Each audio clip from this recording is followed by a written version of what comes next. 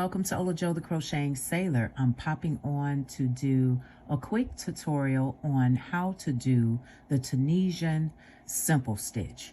You can do this. If you have been on the fence about trying to learn how to create beautiful Tunisian patterns, this particular simple stitch is going to be quick and easy for you to do. To my members, thank you so much for tuning in. Also, thank you to my subscribers, old and new.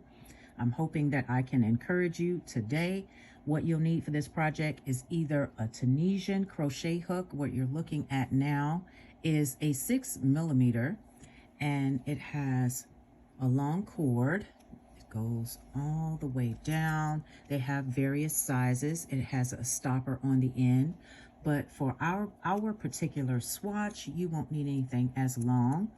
And also, you could use a crochet hook. I am going to use my hero hook, and this is a J 6mm to do this swatch with you. And I'm just going to use some scrap yarn. This is 4-weight yarn, and this is yarn from my all-in-one granny square. So go ahead and grab whatever tool you want to use, and we're gonna make a slip knot.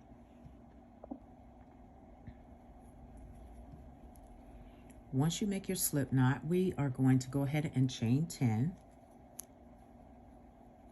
1, 2, 3, 4, 5, 6, 7, 8, 9, and 10. So once you have your 10, you have an option to decide if you want to work in the back bumps, which you would turn your work over. So I'll show you both, or you could work directly into the chains. So let's go ahead and work into the chains. Second chain from the hook, we're going to go ahead and insert our hook, draw up a loop. So we have 2 loops on our hook, and you're going to insert your hook, draw up a loop, and continue this all the way across. And then we'll go ahead and count our stitches. So this is all you're doing for our foundation row.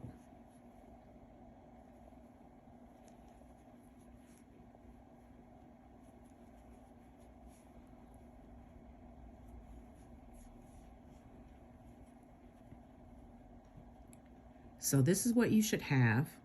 There's 2, 4, 6, 8, 10. That's how many loops you should have on your hook.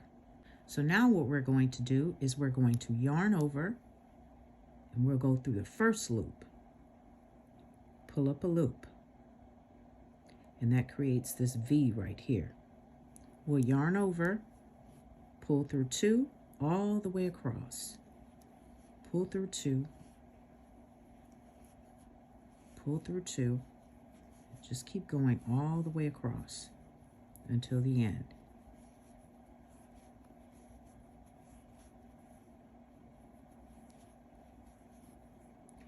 That's simple. And this is what you're going to have underneath. So let me show you how it's created with the back bumps. What you're going to do is you're going to turn your work over. You already have 1 loop on your hook. Remember, we have 10 chains. So we'll insert the crochet hook, draw up a loop, and you're just going through the back bumps. Working in the back bumps, this is what your project will look like for your foundation row. So we'll still yarn over. You pull through 1 loop, yarn over, pull through 2, all the way across, pull through 2, pull through 2, pull through 2, all the way across.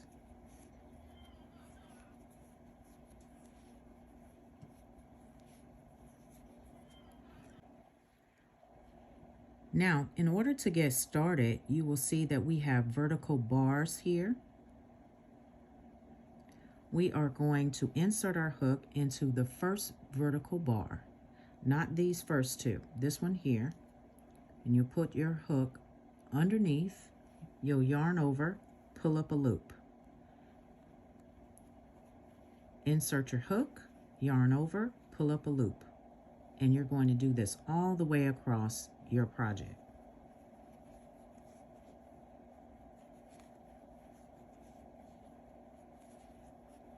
I'll meet you at the end.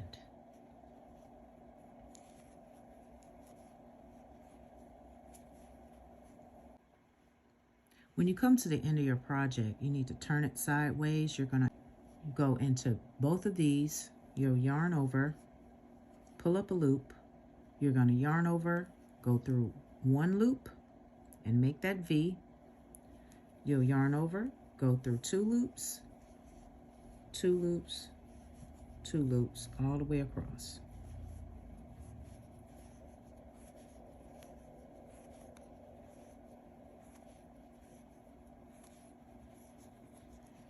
And this is what your work should look like. So we're going to do what's called a forward pass. All right, we're going to go from right to left, insert your hook, draw up a loop, insert your hook in the vertical bar, draw up a loop, and go all the way across. And if you have to, you can count your stitches. It's very important that you do that from time to time, especially if you're working on a larger project or you're just starting out.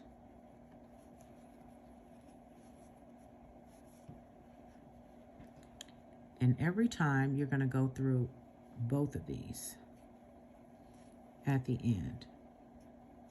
Draw up a loop, yarn over, pull through one, yarn over, you pull through two, all the way across, pull through two, just like this. Pull through two.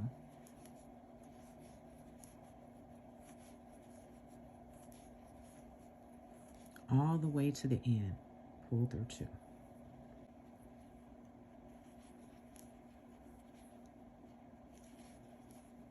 So this is what you're going to do in order to achieve the Tunisian crochet. So once you get to the end, we are going to do what's called a return pass. So you're going to yarn over, draw up a loop, yarn over, pull through two, pull through two, pull through two, all the way across.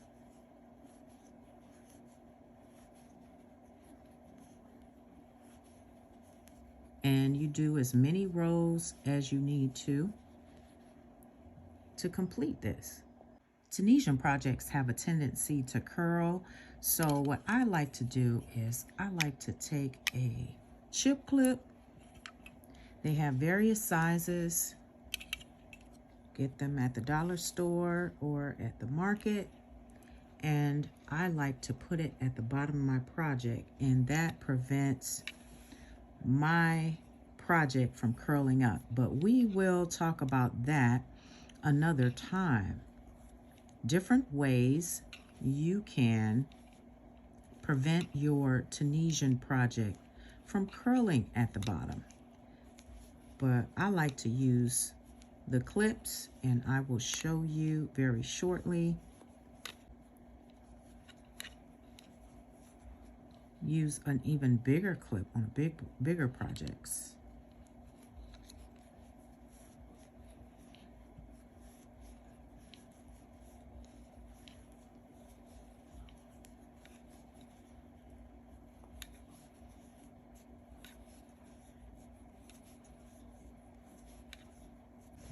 My scarf, and this is a big clip, and I used it on the bottom of mine like this. I did go into the back bumps to achieve that, and also I wanted to show you what the back of the simple stitch looks like. it looks very nice as well. And that's what you're creating. But yes, these chip clips really, really work. I love them. So that's an idea. If you'd like to try it, you may already have some in your house that you can go ahead and use instead of using it on any chips. Now I'm going to show you how to bind off. What we're going to do is create some slip stitches from right to left. So what you'll do is take your crochet hook, you're going to go underneath the vertical bar, that first one, yarn over, and then you're going to slip stitch. Insert your hook, yarn over, slip stitch, and we will be doing this all the way across. So insert your hook underneath the bar, yarn over, slip stitch. Insert your hook, yarn over, slip stitch.